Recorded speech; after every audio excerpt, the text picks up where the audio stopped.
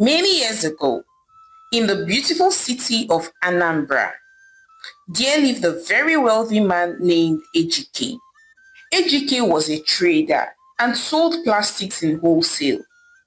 Ejike would usually travel to China and would spend up to 3 months and sometimes even 6 months so he could source the goods from his suppliers.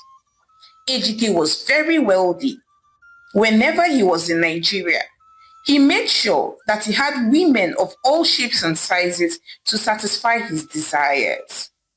However, one day, Ejike felt that he was tired of the fast life and that he was ready to settle down and build a family of his own. But he knew that because of his busy schedule and the fact that he was not always in the country, because he was always in China supervising the production of his goods, he knew that he had to marry a homely young woman whose eyes would stay one place. He needed a woman that would be faithful to him even when he was not in the country. He knew that he would not be able to find that kind of homely, well-bred lady that he was looking for in the city. So he decided to pick a wife from the village. His mother was already late. So Ejike reached out to his auntie, his mother's only sister, to help him look for one pretty, naive young girl that was well-mannered to be his bride. So a few days later, his Auntie Njideka, called him that she had found the right woman just for him. And so, few weeks later, Ejike stormed the village to go marry the girl, even though he had never seen her before. He trusted his auntie's judgment. So Ejike got married to Chidalu. Chidalu was a pretty young lady, but was from a very poor background. But she wanted more for herself. She was the first of 4 children. So when her mother told her that a rich man was coming to marry her, she jumped at the offer immediately, regardless of the fact that she had not even seen a picture of him. So Ejike sent enough money to them to foot all the wedding expenses. Chidalu was just tired of staying in the village. Thus, she had accepted the offer immediately. She had fantasized severally of what Ejike would look like, and she thought maybe he would just have one car. But nothing prepared her for when she saw Ejike. Ejike came for the wedding with an entourage of cars. She realized that Ejike was stinkingly rich, and this made her heart glad. So after the wedding, Ejike took Chidalu back to the city. Upon getting to Ejike's house, Chidalu was very shocked to see how massive the house was. She was very happy too, and she whispered under her breath saying, So I am now the madam of this house. Oh, thank you, Chukudalu, thank you, Lord. Chidalu said excitedly. So Chidalu and Ejike began to live as a married couple. They didn't know themselves well as it was an arranged marriage, but they got along just fine. Every morning when Chidalu woke up, she went down on both knees to greet her husband saying, "Good morning, my lord." Then she would go ahead and sweep and clean the whole house from top to bottom, and then go ahead and cook a delicious, sumptuous, traditional meal for Ejike in the kitchen. And despite the fact that Ejike had already shown her how to use all the appliances at home, Chidalu preferred to use her bare hands to wash his clothes. She refused to use the washing machine, saying that it didn't wash the clothes well. Meanwhile, her husband Ejike had been observing her character and behavior all this while, and he was happy and satisfied with the woman he married. His auntie Njideka had gotten exactly the wife he wanted for himself, a lady that was homely and humble, a lady that was still very naive. Chidalu did not even have a common phone when they got married. She was so innocent, and he was even the one that had disvirgined her. He loved the way Chidalu was trying so hard to please him, from kneeling down to greet him in the morning, to kneeling down to serve him food, to calling him sir, and to satisfying him in bed. Chidalu knew nothing about lovemaking, but was eager to please him. She submitted herself to her husband in bed, trying any style that Ejike wanted. Sometimes Ejike would even sleep with her 5 times in one day, and she would give in. She just wanted to please her husband. Ejike was a very happy man. At least now, he was sure that even though he travels to China for the next 1 year, he was sure that his beautiful, innocent, naive bride will be waiting eagerly for him.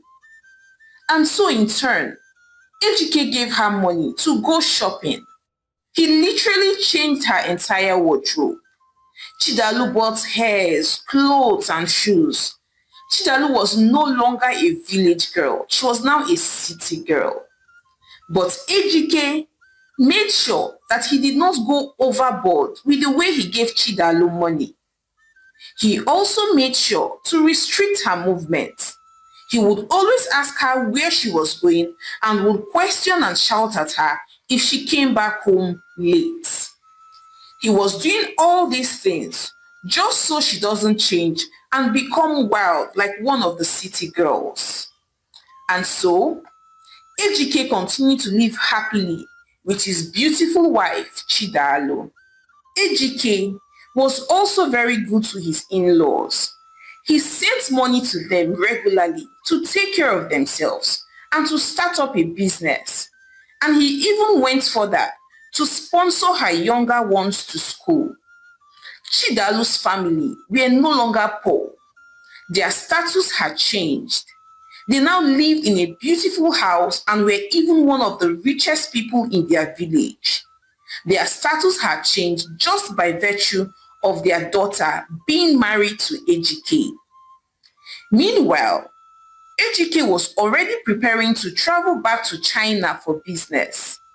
But few weeks before he was to leave the country, Chidalu found out that she was pregnant and she was so excited. She shared the news with her husband and he was very happy as well. At least his wife would be busy with the pregnancy while he was away in China. So a few weeks later, Ejike traveled to China while Chidalu stayed back in Nigeria.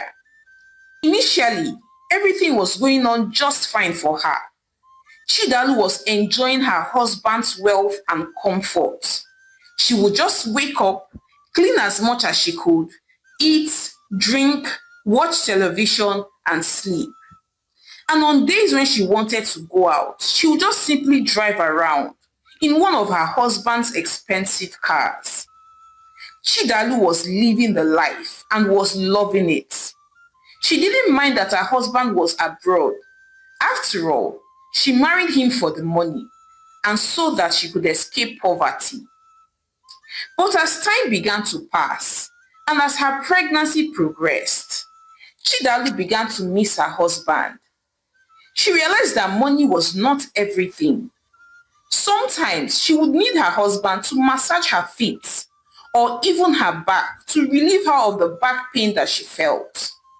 Sometimes she would even crave for a particular food, and yet her husband was not there to help her get it. She felt very bad whenever she was walking on the road and she would see a pregnant woman and her husband walking together and the man pampering her. Chidalu began to feel very lonely and wished that her husband was around so she could enjoy all the love and pampering like other women too. So a few months later, Chidalu gave birth to a very beautiful baby girl and she was super excited. Her mother had come to her house to help her with the baby. But yet, Ejike was still not around. He was not yet back from China. But when he heard about the birth of his baby, he was very excited. So life continued like this for Chidalu. She was officially in a long distance marriage. Sometimes she would only get to see her husband 4 months in one full year, which was mostly during festive seasons. So she literally had to cater for her daughter all by herself. So her husband Ejike continued to visit and travel back to China. And in the space of 5 years, she had given birth to 3 beautiful children for her husband.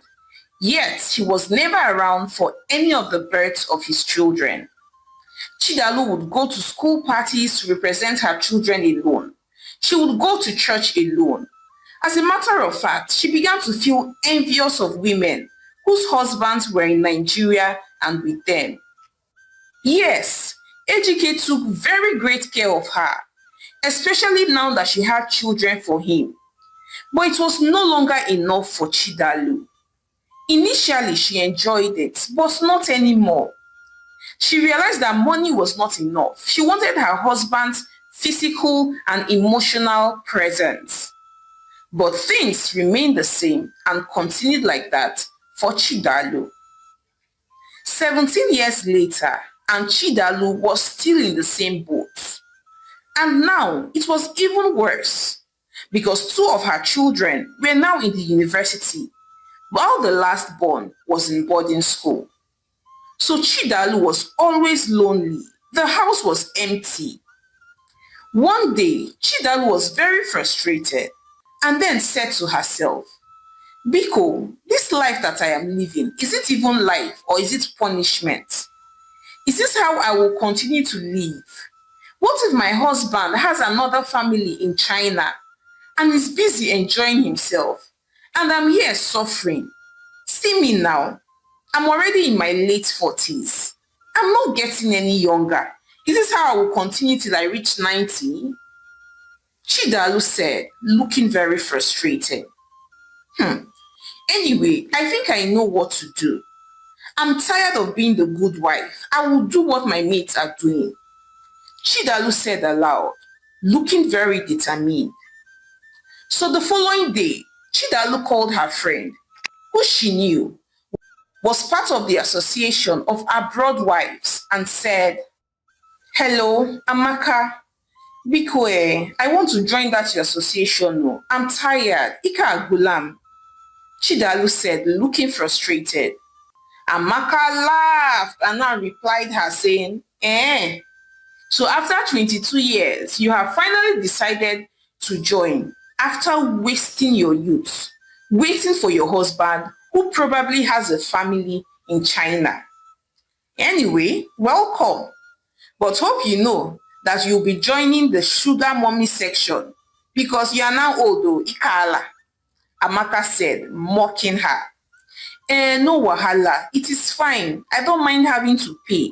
I just need to feel the touch of a young, able-bodied man. But I hope our identity will not be revealed though. Because if my husband finds out, I am as good as dead though. Chidalu said, fidgeting. Nne, you have nothing, I mean absolutely nothing to worry about. Amaka said, laughing. And so, Chidalu began to attend their meetings. She was very surprised at the high caliber of women she saw there. She was surprised to see Mrs. Agatha, who was even a very committed member of their church. She realized that 70% of the women who were there were living alone in Nigeria, while their husbands lived abroad. So having identified with the association, in a matter of days, different young men began trooping in and out of Chidalu's home. Chidalu was very happy. She felt like she was smart and enjoying her life. And over time, Chidalu began to like one particular young man named Adamu. There was something about Adamu that she could not resist. And so she stopped sleeping with other young men and only slept with Adamu. She also slowly began to trust him and lower her guard around him. Chidalu had also changed towards her husband. Before now, each time she spoke to her husband over the phone, she would usually complain and nag about how he had abandoned her for months in the name of going to China for business. But since she joined the Sugar Mommy Club, each time she spoke to her husband, she would praise him and encourage him to continue to work hard over there in China. Ejike had even noticed it, but didn't pay so much attention to it. So Chidalu continued with her sugar mommy lifestyle. But whenever her children were around, she met with Adamu in hotels instead. Nobody knew what she was doing. Not her husband, nor her kids. But one day, Chidalu was all alone at home as her children had all gone back to school when she received a message from Adamu. She opened it, and to her greatest shock, it was a video of the both of them sleeping together on her matrimonial bed. Chidalu screamed, "Ah! When did Adamu record this one? Hey, whoa, Adamu Ebola, Adamu has killed me." Chidalu said aloud, already crying. And so she immediately dialed his number. And Adamu picked up the call and said, "I am giving you 48 hours to pay 2 million naira into my account. Else, I will forward this video to your husband," Adamu said as he hung up the call on her. Chidalu by this time was wailing and screaming loudly. "Ah, Adamu is blackmailing me.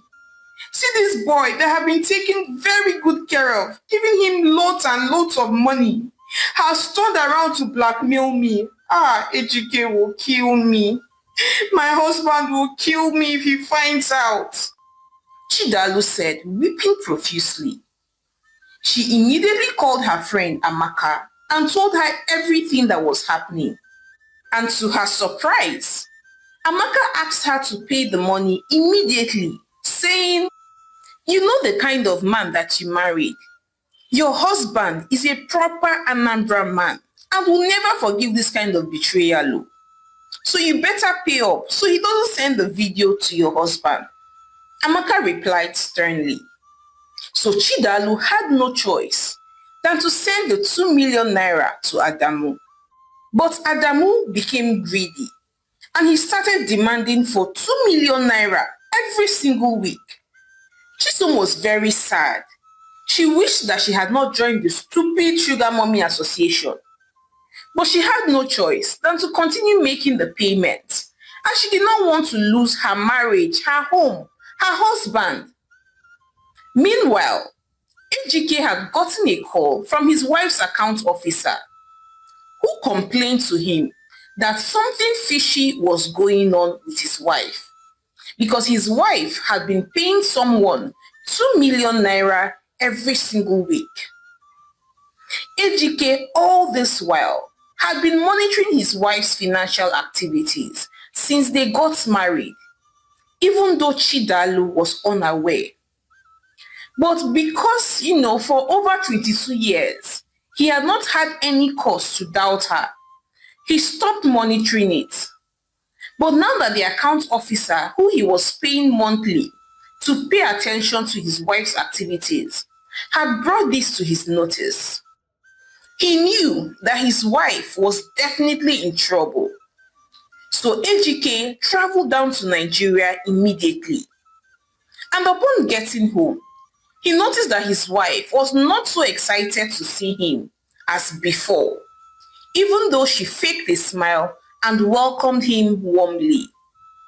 Ejike gave it a few days and then called his wife and said, "Nne, Oya, start talking. Tell me every single thing. What mess have you found yourself in?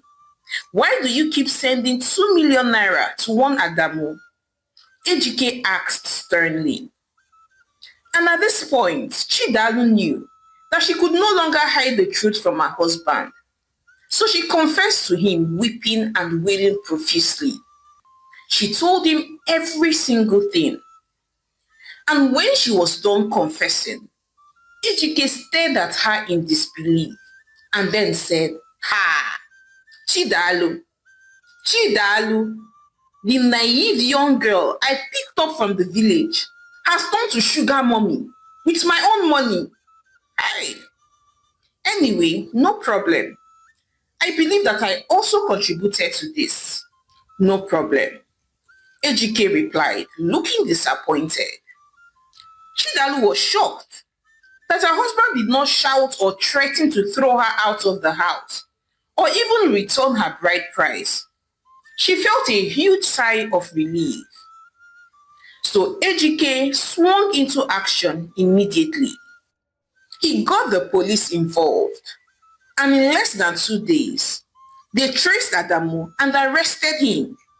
They were even able to retrieve some of the money he had in his possession that he had not yet spent, and went ahead to charge him to court. They also found out that Amaka, Chidalu's friend, was the one behind all this. So she was also arrested and charged to court. So after all that was over, Ejike called his wife Chidalu and said, "Chidalu, I forgive you. I know that I played a part in this and gave room for all of this to happen. So I'm thinking that since all our children are now adults and the youngest just gained admission into the university, why not come over and join me in China?